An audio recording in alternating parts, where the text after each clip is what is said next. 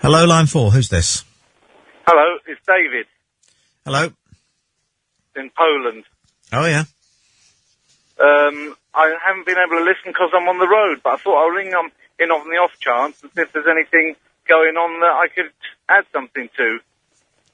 Well, What are we talking about tonight? Well, we're wondering really whether Arsenal's defence is as porous as people are saying. Oh, no, football, I can't talk about that. No. I don't know anything. No, don't I really. don't know. Well, what's the road you're on? I'm going to Poznan from Warsaw. What would that be in pursuit of? Oh, I'll have to audit something tomorrow. I see. What? Very boring audit. But are you driving on this road at the moment? Yes, I'm driving on the road, and I've just passed by Konin. Sorry, Koło, K-O-W-U-O. Okay, that's a place. Yes, that's right. And I've just passed the place where they have little sturgeons swimming around in an indoor swimming pool. Well, I had a cup of coffee in there. You went and had a cup of coffee in a place where they have indoor sturgeons? Yes, an indoor pool with sturgeons swimming around in it. What, An like we have? ornamental dolphin. Like we have goldfish, they have sturgeons. They got goldfish in there with the sturgeons too, yeah. But I thought sturgeons were huge.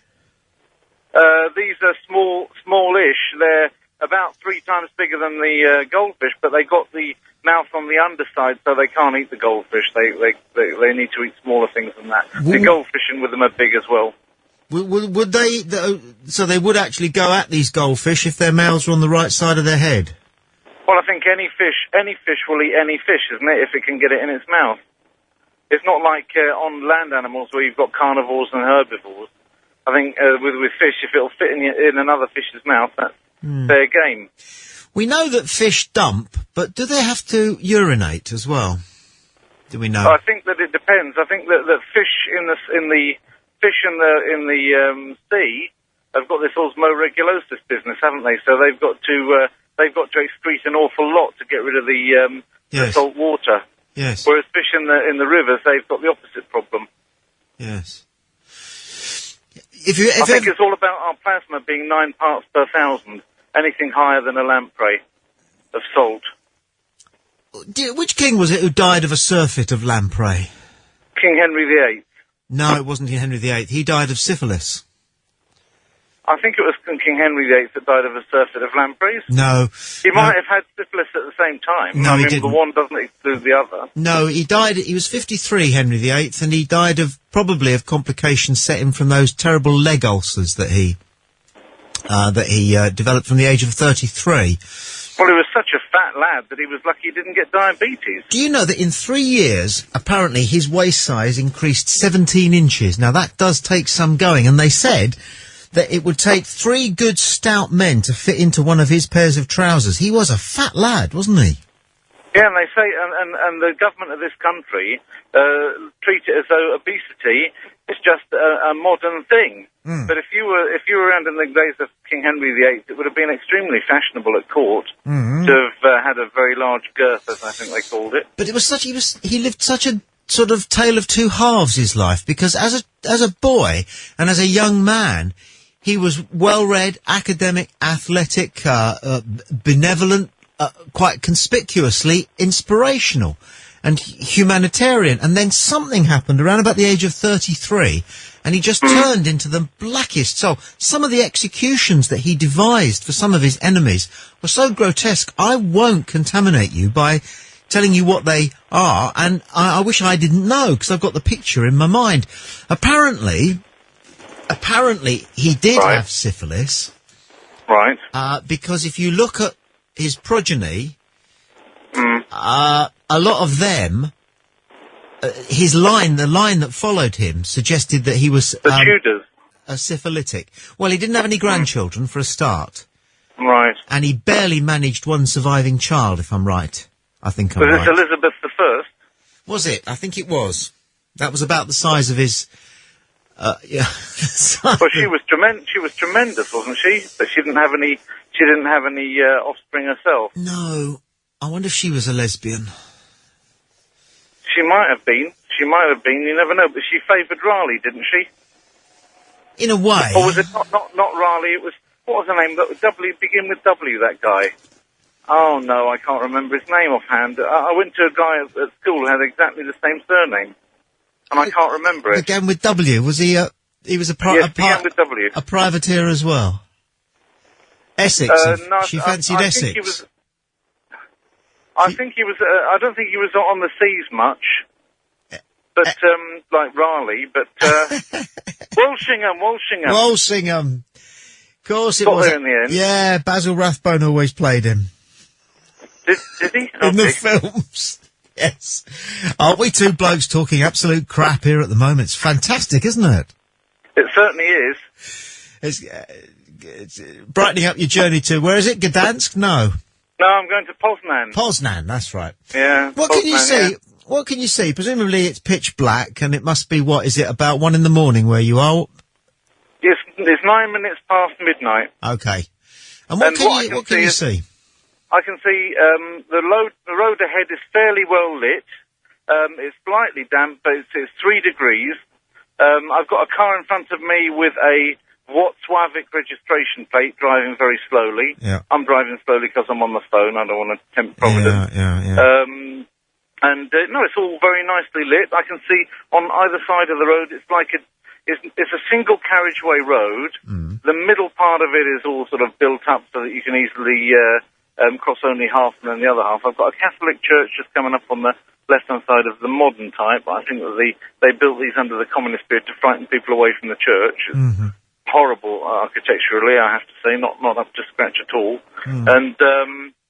And then there's the Old Horse Inn, Gościniec Stary Koń, the Old Horse Inn, which is a place which you can eat food in.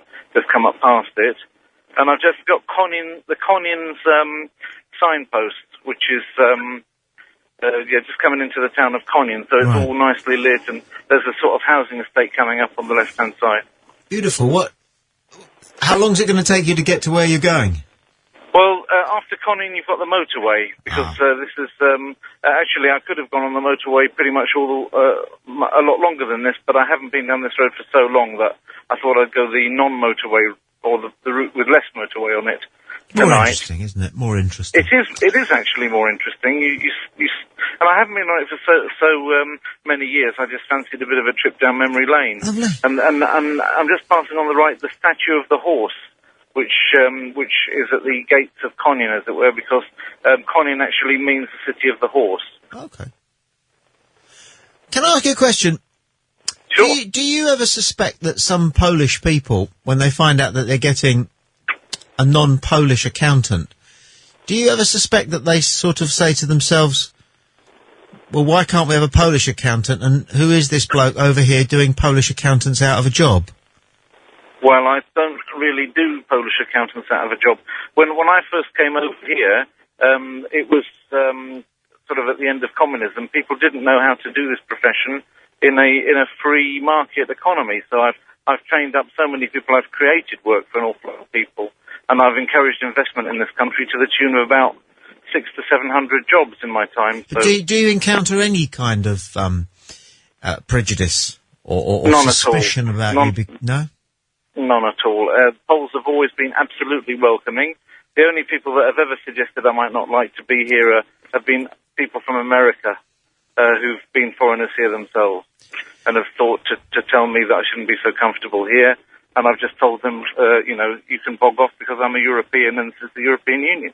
Yes. And the fact that I'm on different rights to you is not much of a surprise when you still expect the Poles to be on visas going into the States when they're supposed to be on exactly the same European Union passport that gets the British in without a visa.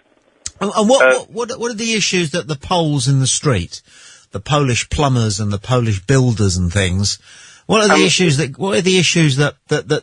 get to them? Because, in this country you would say that it might be, job security. A lot of working class British people are concerned about their job security and therefore immigration. They have a lot of prejudice. Some British people have plenty of prejudice about foreigners. Do you encounter anything like that amongst the working people of Poland? Well, no, there isn't much in the way of... There's Vietnamese immigration. The biggest immigrant community are the Vietnamese, and nobody has anything against them.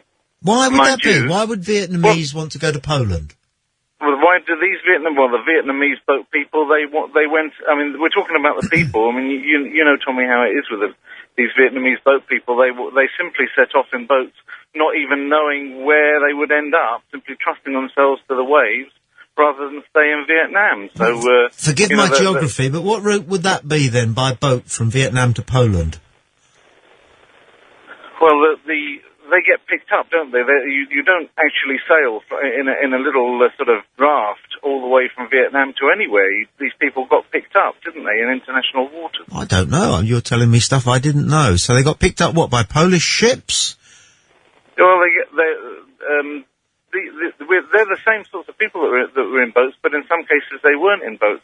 In some cases, they got taken to other local countries like Burma or Cambodia, and then managed to get a flight to Poland. Poland said simply this: we're not giving you any aid, we're not giving you any handouts. There aren't any handouts in this country, not for us and not for you. But if you can make a way for yourselves, then the door is open because you're desperate. Right. And Poland actually has a very large Vietnamese community. It's the largest community of foreigners in Poland are Vietnamese because they were absolutely desperate. And they went to a country that was cold, where they had a language which they couldn't use anywhere else if they learnt it, because only Poland speaks Polish as a national language. And they had no promise of anything by way of aid in health, in money, dole, anything like that. And there's never been a government agency helping them. There's never been a government handout or a pamphlet even put into Vietnamese for them. The most that's ever been done in Vietnamese is a tract from a church to try and get them to go along to church. And that's the only thing that's ever been printed by a Polish person in Vietnamese to help them. Unlike in England, where if you get a few people, they're immediately getting everything that's going translated into their languages for them. And these people have turned into the most popular community. They simply have their Buddhistic self-effacing way. They police their own community so well that if anybody does by any chance break a law, they themselves hand that person over to the police. Where they're victimized wrongly, well, they've got a lawyer who looks after their affairs. That lawyer happens to be a friend of mine, which is how I know a little bit about their community and how things work in it. And they are a great contribution to Polish society and to the Polish way of life. Are there any tensions then, either between Poles and Poles, if not between Poles and migrants? Well, I think that there has been tensions recently between some Polish people and foreign banks. There are tensions between Poles and the government, and there was a series of. I happen to have an office right next to the Parliament building, and I had to walk in and out through a series of demonstrations before it started to get cold. In the cold, nobody demonstrates. But right in one of the coldest days of the year, there was a huge demonstration outside Raiffeisen Bank's headquarters. Because they foreclosed on a loan to probably the fourth largest meat producer, a company called Duda Bis in Sosnowiec. They foreclosed on them and drove them to bankruptcy, putting several hundred workers in the meat business on the street. And there was a huge demonstration in front of Raiffeisen Bank where people got really rather irate. But that's the closest to rioting that we've seen in this country. It's not the same as Latvia, where, of course, all these windows started getting broken in Riga and things like that. What about Polish newspapers? Do they have broadsheets and tabloids, much as other countries? They do. There are two broadsheet newspapers, the Republic and the Electoral Gazette. I'm translating their actual names into English. But they are smaller size. They're the size of a tabloid newspaper. It's following the trend also in Britain that you would not have too large a paper that's not really very manageable. So all the papers are going to tabloid size, but the content is still more of a broadsheet content. And what in about? fact, there's a third one as well, which is smaller than those two. It's called Życie, which is life. And which is about the standard of the Independent. I see. So they don't have a sun or a star or a mirror, really? They do as well, yes. But they have fewer. The balance is more in favour of highbrow papers, with not that much by way of lowbrow papers going on. And what about broadcast television and radio news? What's that like?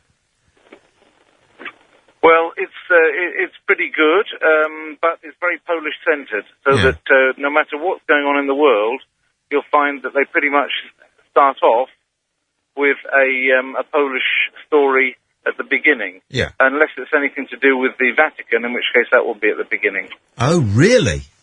Yes. Really? They have the Vatican. If there's anything big happening in the Vatican, then that will often be at the beginning.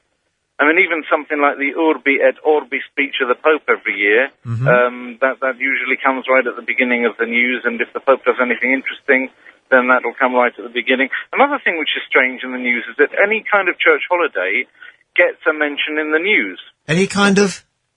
Church holiday, things like Easter Day, gets a mention in the news. Now this is, hang on, park you there, this is really interesting. I mean, I know we had a Polish Pope, Karol Wojtyla, didn't we, the last but one, or two, whatever it was. But what you're saying is obviously that historically the Catholic Church is not just the mainstream religion in Poland, but, you know, the Vatican has got, sounds to me, like something of a grip on Poland. Is that about the size of it? Well, they did sign what's called a concordate.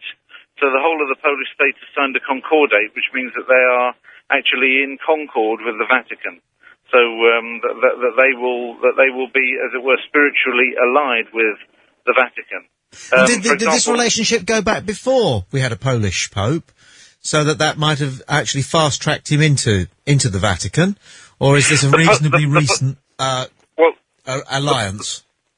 Well, it happened after the fall of communism, during the time that there was a Polish Pope. Yeah. That the Concordat was signed.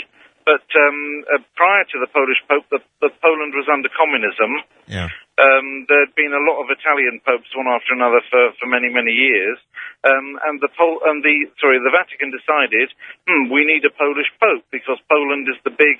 Strategically, it would do us good if we had a Polish Pope. And of course, the person they asked originally was the primate of the millennium, who is Cardinal Wyszynski. But Wyszynski, who was an old man, said, no, don't pick me. And this is quite a heroic thing to do, because you can imagine every single priest dreams of becoming Pope one day. But when Wyszynski had his big chance and was actually, the Cardinal said, we'd like to pick you as Pope, what do you say? He actually said, take Wojtyła, take Karol Wojtyła, because he's a young man, dynamic man, very political, very strong, very good campaigner for the faith, and if you take him, then I believe he'll make inroads into destroying communism, which I don't have the strength to do at my age. So he forewent his chance to become Pope in favour of John Paul II, which actually, in my opinion, makes him the bigger man. Yeah, good story. Very, very interesting. Well, you taught us a lot there in your, you must be 20 miles down the road now? No, you said you were going slow. That, I think. I'm going quite fast now. I'm going at about 90 kilometres an hour. What are you driving in Poland tonight? Well, I'm driving a Chrysler Grand Voyager made in Austria. Beautiful. 7-seater, but I've only got me in it at the moment. I've got quite a large family, so I need this car, but I happen to be on my own tonight because I actually delayed going to this audit until tonight because there was a very special event on tonight, which I was invited to attend, and I really enjoyed myself this evening. What was that? At this event. What was that? It was Lech Wałęsa and Lech Balcerowicz. That's ridiculous. I was just going to ask you, you mentioned protests earlier on, and the first name that came into my mind was Lech Wałęsa, and you're with him this evening? Yes, I saw him this evening. Bloody hell. I didn't shake hands with him because he was too surrounded by his bodyguards. Let's just remind ourselves who Lech Wałęsa is. He is probably one of the 20th century's most famous protesters, a dockyard worker, I think, who stood up for the rights of the workers in Poland and beyond, stood up against Moscow and everything that the Soviet Union could throw at him. It was, his organisation was called Solidarność, wasn't it? Exactly, yes, like that's right. Solidarność. Thank you. That's And right, and he's still knocking around and looking good, and no doubt sporting a handlebar moustache like he used to have, but a bit grayer. I filmed his whole speech on my little camera. A lot of people had their mobiles up filming. I had my little video camera up filming. Of course, there's a lot of professional cameras there as well. And it'll be on my YouTube channel, the speech that he made. And he made a very amusing speech. I had us all in fits of laughter, talking about the banking crisis and things like that. And he made some very serious points. And I think that a lot of the things which were said this evening was, that when we're talking about the crisis, as far as Poland's concerned, the crisis of having lived through 40, 50 years of Soviet occupation that Lech Wałęsa brought the country out of, and Lech Balcerowicz brought the country out of as well as the finance minister during that difficult period, his 800 days. Those two gentlemen that received jointly the chair of the last 20 years from Warsaw Voice magazine, those two gentlemen saw us out of a crisis in Poland, the like of which no Western country has ever seen, being occupied by communism against their will for such a long period of time. So Poland said, let's put things into perspective. The crisis is difficult, but we've had worse. And it was a very uplifting speech when both those guys, because Balcerowicz as well was European Man of the Year in various magazines. I think Time magazine had him as European Man of the Year on 2 occasions. He's less well known than Lech Wałęsa, and his real writing the economic script for Poland came along after Lech Wałęsa's work had already freed Poland. But those two men are the giants of Polish history. But you've had a incredible evening, because very few of us are privileged enough to ever be in the presence of people who have changed the world. And he didn't change the world enormously, but he did change the world a little bit. Lech Wałęsa. I remember saying to a... Oh, he did. I was going to say, just quickly, I'm going to ask you a question. I was with a guy who was a sound technician who had to mic up Bill Clinton. When Clinton was at the height of his powers, I think it was the 3rd year of his first term, he was over in Portsmouth, something to do with D-Day, I think, D-Day celebrations. And this guy had to run a radio microphone up Bill Clinton's shirt and come out on his lapel and kit him out with a radio pack. And I said to him, did he seem like the most powerful man in the world? And this bloke went, oh God, yes. He said he walked into a room and it lit up. He glows. He absolutely crackles. He smells. He reeks of being special. Did you get any of that off Lech Wałęsa? Well, yes, I did, but I didn't actually manage to shake Lech Wałęsa's hand. I shook Lech Balcerowicz's hand today, and I certainly got from him a tremendous charisma, and this is something which you can also... the charisma of Lech Balcerowicz is so strong that it's something which you can see on television. He was a personal friend of Margaret Thatcher as well, and he took a lot of his ideas, monetaristic ideas, from the Adam Smith Institute in the UK. So, in fact, the British model that was worked very well under Lady Thatcher is one of the things which also saved Poland, as well as saving the UK from the socialist disease, as it were. So it's a little bit of a tendentious thing to say. Probably a lot of people are going to be growling there in chat rooms all over the country. But I am a conservative, so I've not an awful lot I can do about that. We will come back to that next time. I have enjoyed our conversation. Thank you for your time this evening. Me too, Tommy. Thank you. Drive safely. Drive on. Thank you. Okay, it's David who's in Poland.